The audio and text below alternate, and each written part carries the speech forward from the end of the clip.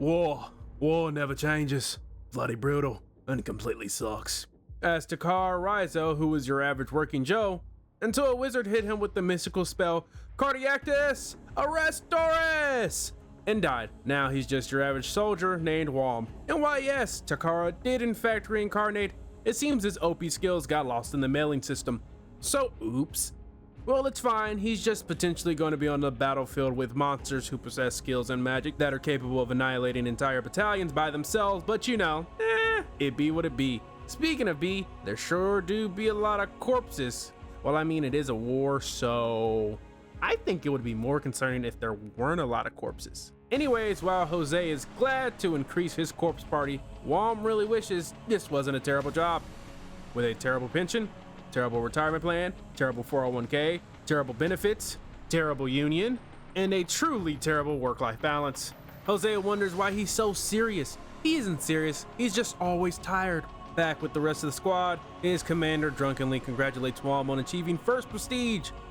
Wom wishes commander would back up because his breath stank, as the commander introduces two surviving rookies. As they then ask the captain about his awesome Warhammer skill, the commander starts flexing about his skill.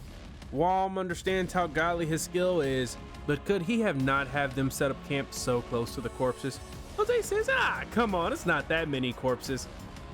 Well, we only see 3 corpses that are either missing a chest and a pretzel, or got ass blasted so hard they're not even in the panel anymore. But more importantly, if Wom could pick a skill, what skill would he choose? Well, the answer is easy. It's the skill to get the fuck out of here. But it ain't that bad. Even though he doesn't have a skill, he could always learn magic like Wallard over there. Yeah, magic is something he could only dream about learning. This throws Jose and Commander for a loop, as they didn't know a machine like him could even dream. Wom now wishes the two of them would fuck off. The ruckus calms down. The commander explains how tomorrow they're going to be starting their Elden Ring boss rush, so they're going to first be invading Stormville Castle. But they better prepare properly, as the first boss market has caused many broken PCs, consoles, controllers, TVs, phones, and monitors alike. It'll be unlike anything they faced before.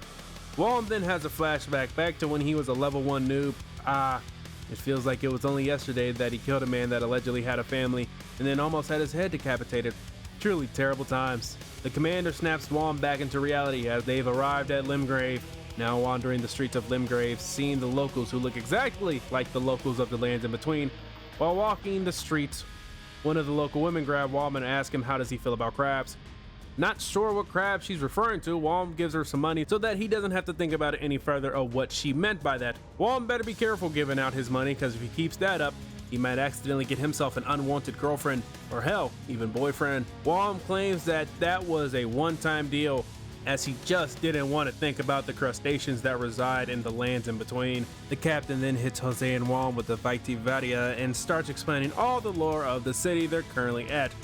The captain then leads them into a bar so he can continue explaining the lore and his own personal theories, and how it all may be connected to the enemy they'll be facing. Wom enjoying his food until the captain starts speaking about how there may be giant crustaceans residing in the sewers. Wom then flees into the back alley thinking, fuck them stupid ass crabs and lobsters. Who programmed them like that? Why was there a need to pop out of the ground like a jump scare? Why? Just why? It's now the next day as the commander of the giant army, Gerard Beggar, starts giving a motivational speech before the invasion of Stormville Manor.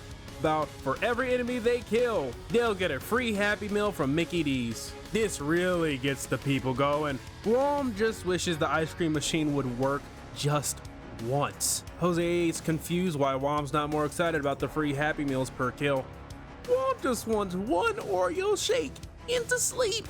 In view of Stormville Castle, Wom's smoking before the battle starts, hoping to end himself before they start fighting, so that he could then respawn at the nearest grace. It doesn't work. Jose kicks one of the rooks in the gonads, saying he's not going to be needing those testicles where they're going. He then looks at Noir, asking if she's hiding any from him. No, she is not.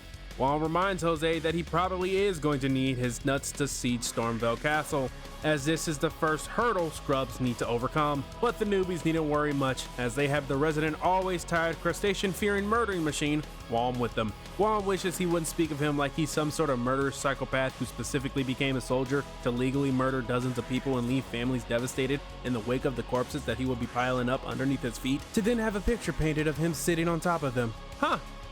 That was a bit specific, but as long as he doesn't kill them, it should be fine.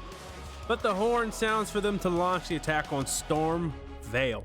Commander's excited, and Wom constipated. Now behind a wood wall, Wom wonders where the hell the nearest toilet or bush is. Then a healthy amount of deadly arrows gets fired at them when pop goes the Weasel. The ex-soldier next to Wom gets annihilated. Well, good news for Wom. It wasn't him, and he no longer has to use the bathroom, but he might want to get a move on before his Weasel gets popped. The rest of the battalion quickly charges at the wall when the pop comes for Wom's Weasel, but gets saved by a Walliard's water barrier.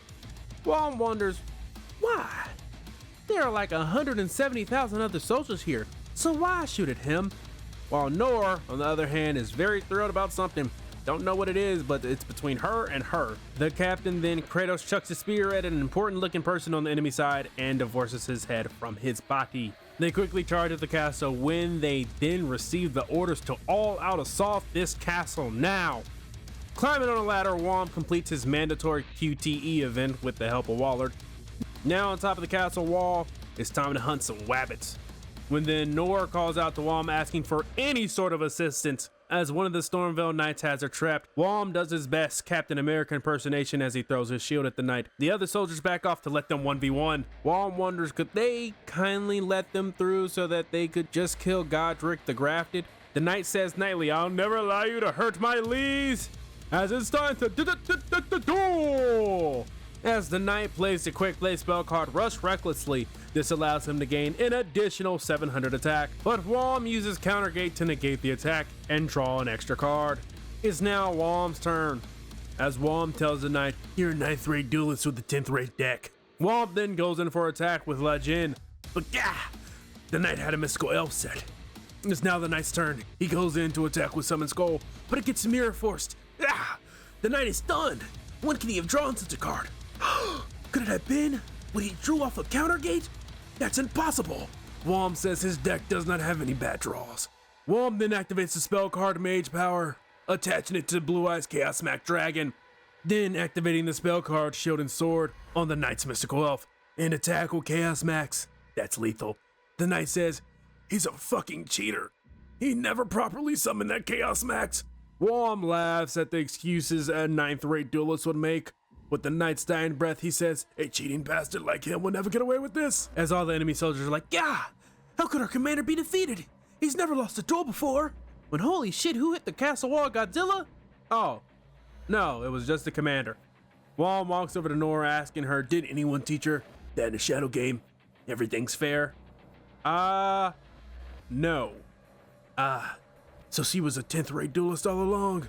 Seems like he's gonna have to show her what a 1st rate duelist looks like, as he starts mowing through all the 15th rate duelists. The commander asks Wom, he cheated again, didn't he? Huh? Sounds like the excuses of one of those pathetic low rate duelists.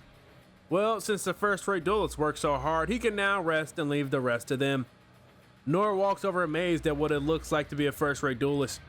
Yes, this is the true power of a king of games. But it's now time for him to steal their decks and rest. After collecting all the dead enemies' decks, Wom takes off his helmet, takes a deep breath, and wonders, is there any duelist out there that could make his heart flutter? As he then falls asleep. And that was What Do You Wish For with those murky eyes, record of the High Zerg War, or its Japanese title, 濁る瞳で何を願う疑似 HCRK 戦記 The first chapter at least. What do you wish for with those murky eyes is definitely brought to you by this week's poll, where I definitely remembered to post it and didn't forget because I was distracted playing the Elden Ring DLC.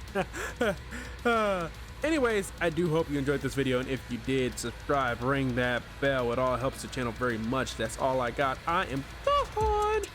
Peace.